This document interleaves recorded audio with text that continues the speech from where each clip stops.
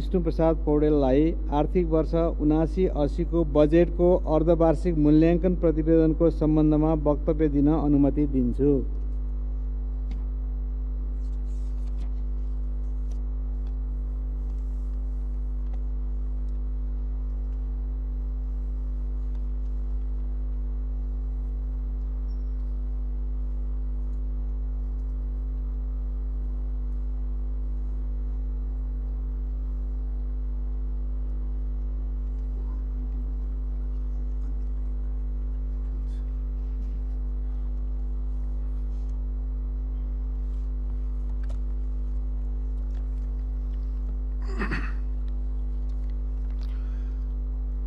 सामान्य सभामुख महोदय,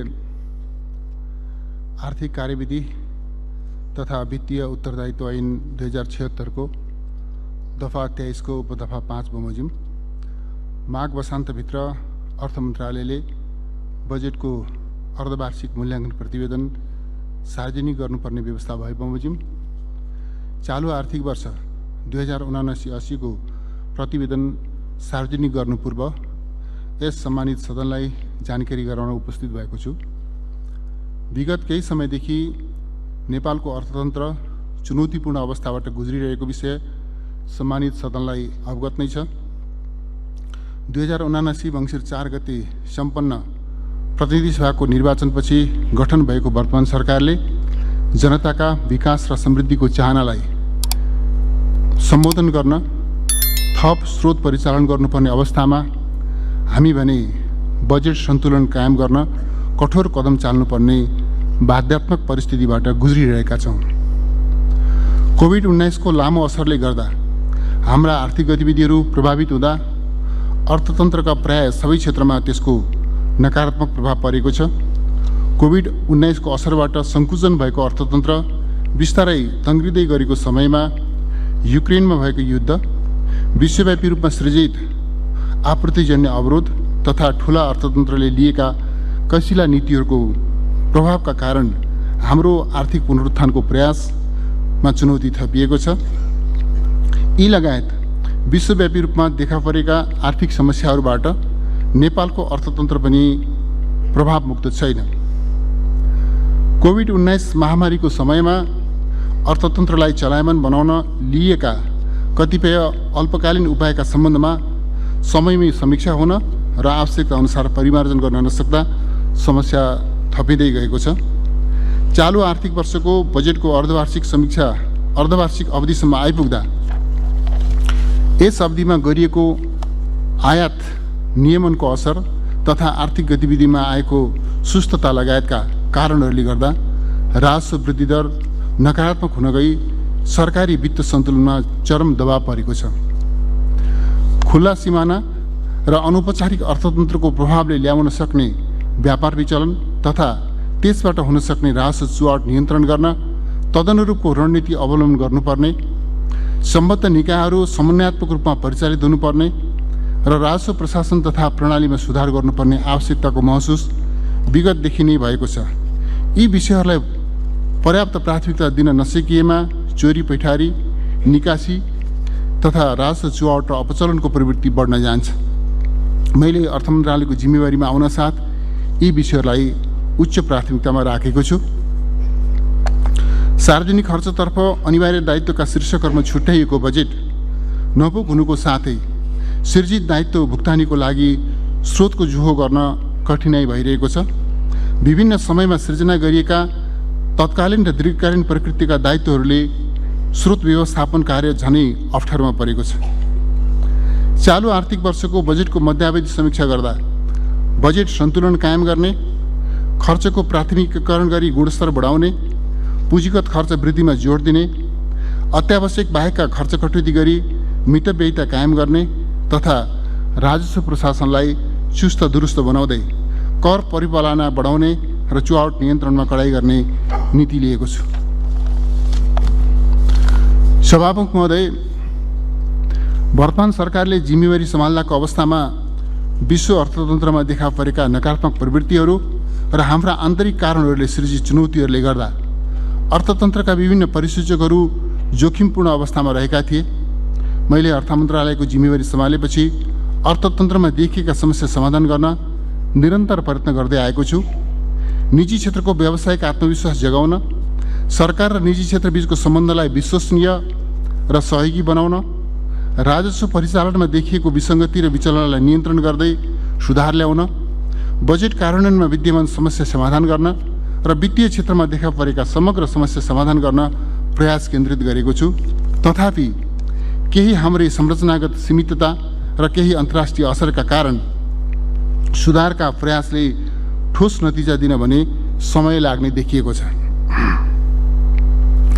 सभामुख महोदय, चालु आर्थिक वर्षको पुस मसान्तसम्ममा मुख्य आर्थिक परिसूचकहरूको अवस्था देहाय बमोजिम रहेको जानकारी गराउन चाहन्छु। 1. अर्थतन्त्रको विद्यमान प्रवृत्ति आकलन गर्दा 8% को आर्थिक वृद्धि दर हासिल गर्ने चालु वर्षको लक्ष्य पूरा हुने देखिँदैन। कृषितर्फ धानको उत्पादनमा यस वर्ष केही वृद्धि हुने अनुमान रहेको र पर्यटन क्षेत्रमा क्रमशः सुधार हुँदै गएको देखिएको छ। यी सकारात्मक पक्ष भए पनि उत्पादनमूलक उद्योगहरू पूर्ण क्षमतामा सञ्चालन हुन नसकिरहेकोले आर्थिक गतिविधिमा सुस्तता आएको देखिन्छ। 2. आर्थिक वर्ष 2079-80 मा मुद्रास्फीतिलाई 7% को सीमाभित्र राख्ने लक्ष्य रहेकोमा 2079 पुस मसान्तसम्म आइपुग्दा उपभोक्ता मूल्य सूचकाङ्कमा आधारित वार्षिक बिन्दुगत मुद्रास्फीति 7.26% रहेको छ। 3. आर्थिक वर्ष 2079-80 को पहिलो 6 महिनामा कुल आन्तरिक कर्जा 2.8% र बैंक तथा वित्तीय संस्थाहरूले सङ्कलन गर्ने निक्षेप 4.2% वृद्धि भएको छ। चालु आर्थिक वर्षको सुरुवाती चरणमा बैंकिङ प्रणालीमा तरलता अभावको स्थिति रहेकोमा पछिल्लो समय सुधारोन्मुख रहेको छ। तरलता दबावको स्थितिका कारण अल्पकालीन ब्याज दरहरू बढेका छन्।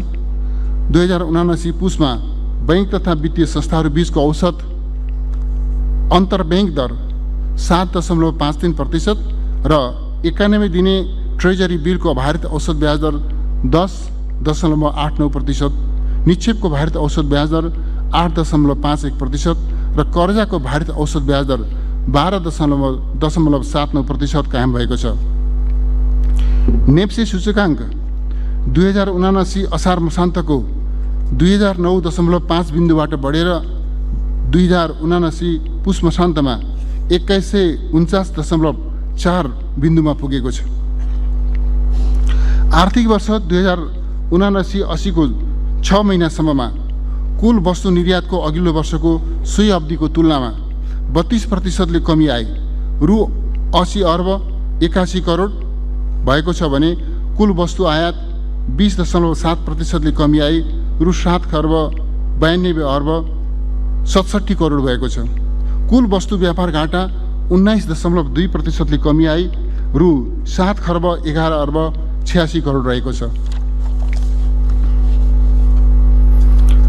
आर्थिक वर्ष 2079-80 को 6 महिनासम्ममा नेपाली मुद्रामा विप्रेषण आप्रवाह 24.3% वृद्धि भई रु 5 खर्ब 85 अर्ब 8 करोड पुगेको छ। यस अवधिमा वैदेशिक रोजगारीका लागि अन्तिम श्रम स्वीकृति लिने नेपालीको सङ्ख्या 64.6% वृद्धि भएको छ। आर्थिक वर्ष 79-80 को 6 महिनामा शोधनान्तर स्थिति रु 97 अर्ब 10 करोडले बचतमा रहेको छ भने कुल विदेशी विनिमय सञ्चिति 2079 असार मसान्तको रु 12 खर्ब 15 अर्ब 80 करोडको तुलनामा 10% वृद्धि भई रु 13 खर्ब 37 अर्ब 29 करोड पुगेको छ। अमेरिकी डलरमा उक्त सञ्चिति 2079 असार मसान्तमा 9 अर्ब 54 करोडमा रहेकोमा 8% वृद्धि भई 79 पुस मसान्तमा 10 अर्ब 30 करोड पुगेको छ। यस सञ्चितिले 10.4 महिनाको वस्तु आयात र 9.1 महिनाको वस्तु र सेवा आयात गर्न पुग्ने देखिन्छ।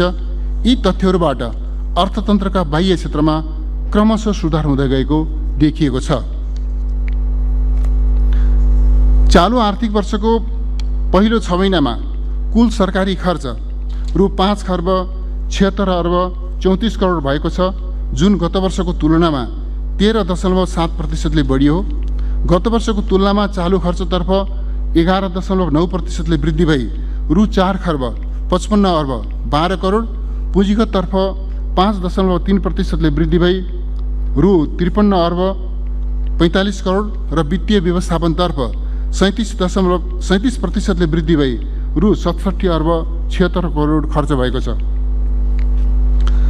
राजस्व सङ्कलनतर्फ 2079 पुससम्मको लक्ष्य रु 6 खर्ब 51 अर्ब 82 करोड रहेकोमा लक्ष्यको तुलनामा 24.8%ले कम अर्थात् 4 खर्ब 90 अर्ब 4 करोड सङ्कलन भएको छ। गत आर्थिक वर्षको सोही अवधिको समीक्षा अवधिमा राजस्व सङ्कलन 15%ले घटेको छ। राजस्व सङ्कलनमा यस्तो प्रकारको नकारात्मक वृद्धि दर आर्थिक वर्ष 2024-25 पछि पहिलो पटक हुन पुगेको छ। समीक्षा अवधिमा वैदेशिक अनुदान रु 7 अर्ब 21 करोड, वैदेशिक ऋण 28 अर्ब 57 करोड र आन्तरिक ऋण रु 30 अर्ब परिचालन गरिएको छ। चालु आर्थिक वर्षमा अनिवार्य दायित्वका केही खर्च शीर्षकहरूमा न्यून विनियोजन भएको कारणले विषयगत मन्त्रालयहरूबाट अर्थ मन्त्रालयमा थप बजेट माग भइआएको छ, जसको व्यवस्थापन सहज छैन। विगतमा स्रोतको सहमति दिइएका कतिपय योजनाहरू मन्त्रालयहरूको बजेटको सीमाभित्र समावेश नभएकोले अहिले बजेट व्यवस्थापन थप चुनौतीपूर्ण बनेको छ। रासायनिक मलको अन्तर्राष्ट्रिय बजारमा मूल्य वृद्धि हुँदा विनियोजित रकम अपर्याप्त भएको छ। आन्तरिक ऋणको उच्च ब्याजदरले गर्दा चालु खर्चमा चाप परेको छ। अमेरिकी डलर र अन्य विदेशी मुद्रासँग नेपाली रुपियाँको अवमूल्यनले गर्दा वैदेशिक ऋणको सामा ब्याज भुक्तानीको दायित्व बढ्न गएको छ। रासायनिक मल खरिद र सार्वजनिक ऋणको सामा ब्याज भुक्तानीको लागि मात्र पनि थप रु 67 अर्ब बजेट व्यवस्था गर्नुपर्ने अवस्था छ। गत आर्थिक वर्ष 2078-79 को असार मसान्तमा नेपाल सरकारको सञ्चित कोष रु 66 अर्ब 2 करोडले ऋणात्मक रहेकोमा 2079-80 को पुस मसान्तमा 1 खर्ब 39 अर्ब 41 करोडले ऋणात्मक रहेको छ। एकातिर बजेटमा व्यवस्था नगरिएको दायित्व व्यवस्थापनको दबाव र अर्कोतर्फ लामो समयदेखि सकारात्मक वृद्धि दर हासिल हुँदै आएको राजस्व सङ्कलनको वृद्धि दर नकारात्मक हुँदा सरकारी वित्त व्यवस्थापनमा दोहोरो चुनौती थपिएको छ। नेपाल सरकार मन्त्री परिषदको पहिलो बैठकको नीतिगत निर्णयको मर्म बमोजिम अर्थ मन्त्रालयले खर्च कटौती र मितव्ययता कायम गर्ने प्रयास गरेको छ। चालु खर्चतर्फका कतिपय शीर्षकहरूमा गरिएको विनियोजनमध्ये खर्च हुन बाँकी रकममा 20% कट्टा गरिएको छ भने कतिपय खर्च पुनः प्राथमिकीकरण गर्न विषयगत मन्त्रालयहरूलाई अनुरोध गरिएको छ। हाम्रा यी प्रयासहरूका बावजुद परिस्थिति सामान्य हुन र सुधार प्रयासको नतिजा आउन समय लाग्ने भएकोले सरकारी खर्चमा थप कटौती गर्ने र आयोजनाको पुनः प्राथमिकीकरण गर्नुपर्ने अवस्था सृजना भएको छ। चालु आर्थिक वर्षमा कुल सरकारी खर्च रु 17 खर्ब 93 अर्ब 83 करोड हुने सुरु अनुमान गरिएकोमा रु 15 खर्ब 49 अर्ब 99 करोड हुने संशोधित अनुमान छ, जुन सुरु विनियोजनभन्दा रु 2 खर्ब 44 अर्ब अर्थात् 14%ले कम हो। चालु खर्चतर्फ रु 11 खर्ब 83 अर्ब 23 करोड सुरु विनियोजन भएकोमा रु 10 खर्ब 21 अर्ब 92 करोड संशोधित अनुमान छ, जुन सुरु विनियोजनको 86.37% हुन आउँछ। त्यसै गरी पुँजीगत खर्चतर्फ रु 3 खर्ब 80 अर्ब 38 करोड सुरु विनियोजन भएकोमा रु 3 खर्ब 13 अर्ब 85 करोड हुने संशोधित अनुमान छ, जुन सुरु विनियोजनको 82.51% हो। वित्तीय व्यवस्थापनतर्फ रु 2 खर्ब 30 अर्ब 21 करोड सुरु विनियोजन भएकोमा रु 2 खर्ब 14 अर्ब 21 करोड हुने संशोधित अनुमान छ, जुन सुरु विनियोजनको 93.05% हो। नेपाल सरकारले सङ्कलन गर्ने राजस्वतर्फ सुरु अनुमान 14 खर्ब 3 अर्ब 14 करोड रहेकोमा रु 12 खर्ब 44 अर्ब 75 करोड मात्र सङ्कलन हुने संशोधित अनुमान छ, जुन सुरु अनुमानको 88.71% हो। संशोधित अनुमान गरिएको राजस्वमध्ये नेपाल सरकारबाट रु 11 खर्ब 1 अर्ब परिचालन हुने र रु 1 खर्ब 43 अर्ब 75 करोड प्रदेश र स्थानीय तहलाई बाँडफाँड हुने अनुमान छ। वैदेशिक अनुदानतर्फ रु 55 अर्ब 45 करोड सुरु अनुमान गरिएकोमा रु 38 अर्ब 45 करोड परिचालन हुने र वैदेशिक ऋणतर्फ रु 2 खर्ब 42 अर्ब 26 करोड परिचालन हुने सुरु अनुमान रहेकोमा 1 खर्ब 70 अर्ब 53 करोड मात्र परिचालन हुने संशोधित अनुमान छ। आन्तरिक ऋणतर्फ रु 2 खर्ब 56 अर्बको सुरु अनुमान गरिएकोमा 2 खर्ब 40 अर्ब परिचालन हुने संशोधित अनुमान छ। सम्मान्य सभामुख महोदय, माथि उल्लिखित संशोधित अनुमान सँगसँगै आगामी दिनमा देखाएका खर्च कटौती र स्थगन तथा राजस्व परिचालन वृद्धि गर्ने उपायहरू अवलम्बन गरिने बेहोरा सम्मानित सदनलाई जानकारी गराउँदछु। सार्वजनिक खर्च व्यवस्थापनतर्फ हालसम्म मापदण्ड, कार्यविधि, निर्देशिका र सञ्चालन विधि स्वीकृत नभएका कार्यक्रमहरू हाललाई पूर्ण वा आंशिक रूपमा स्थगित गर्ने, स्रोतको उपलब्धताका आधारमा क्रमशः फुकुवा गर्दै जाने, मापदण्ड, कार्यविधि, निर्देशिका र सञ्चालन विधि स्वीकृत भएर पनि पूर्व तयारी पुरा हुन नसकी कार्यान्वयनमा नगएका कार्यक्रमहरू औचित्य हेरी पूर्ण वा आंशिक रूपमा रोका राख्ने, स्रोतको उपलब्धताका आधारमा क्रमशः फुकुवा गर्दै जाने।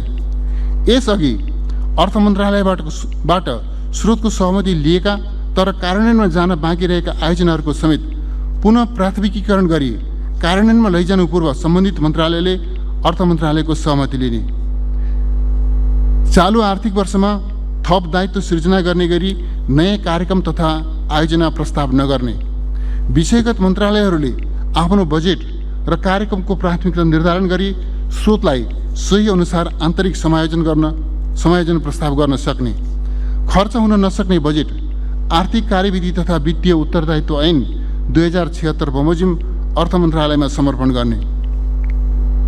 राजस्वतर्फ राजस्व चुहाट नियन्त्रणमा संलग्न निकायहरूका बीचमा सूचना आदान प्रदान गर्ने र समन्वयलाई थप प्रभावकारी बनाउने, राजस्व चुहाटमा संलग्न जो कोहीलाई कानुनको दायरामा ल्याउने र कर कानुनको परिपालना गराउने, भन्सार राजस्व सङ्कलनलाई व्यवस्थित गर्न सीमा नाकामा रहेका निकायहरूबीच समन्वय गर्ने, अवैध पैठारी तथा निकासी नियन्त्रण गर्न उच्चस्तरीय टोली परिचालन गरी अनुगमन गर्ने, राजस्व बक्यौता र असुल उपर गर्नुपर्ने बेरुजीको असुलीलाई प्राथमिकता दिने, बजार अनुगमन र अनुसन्धानात्मक कर प्रणालीलाई नतिजामूलक बनाउने, गैर कर राजस्वतर्फ नयाँ आधार र स्रोतको पहिचान गर्ने र सेवा प्रवाहलाई प्रभावकारी बनाउने। सभामुख महोदय, राजस्व र व्ययको संशोधित अनुमान गर्दा चालु आर्थिक वर्षको बाँकी अवधिमा आर्थिक गतिविधि विस्तार हुँदै जाने र राजस्व सङ्कलनमा क्रमशः सुधार हुने अपेक्षा गरिएको छ। संशोधित लक्ष्य हासिल गर्न अर्थ मन्त्रालयले अधिकतम प्रयास गर्नेछ। मैले यस प्रयासमा सम्बद्ध सबै निकायको सहयोग प्राप्त हुने अपेक्षा गरेको छु। यी प्रयासहरूका बावजुद पनि राष्ट्रिय र अन्तर्राष्ट्रिय परिस्थितिमा अपेक्षित सुधार आउन नसकी राजस्व सङ्कलनको संशोधित अनुमान समेत हासिल हुने नदेखिएमा सार्वजनिक खर्चलाई थप कसिलो बनाउनु पर्ने अवस्था आउन सक्दछ। यसका लागि अर्थ मन्त्रालयले आवधिक रूपमा अर्थतन्त्रको प्रवृत्तिको विश्लेषण गरी आउन सक्ने चुनौतीको आकलन गर्नेछ र सोको आधारमा थप नीतिगत प्रबन्ध मिलाउनेछ।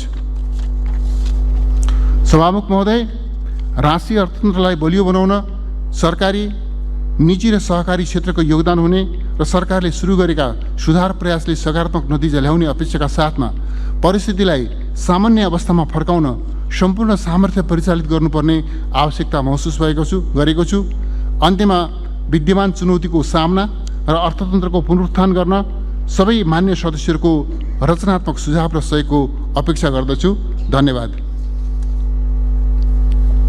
सम्मान्य सभामुख महोदय, सभामुख महोदयको अनुमतिले आर्थिक वर्ष 2079-80 को बजेटको अर्धवार्षिक मूल्याङ्कन प्रतिवेदन सदन समक्ष पेश गर्दछु। धन्यवाद।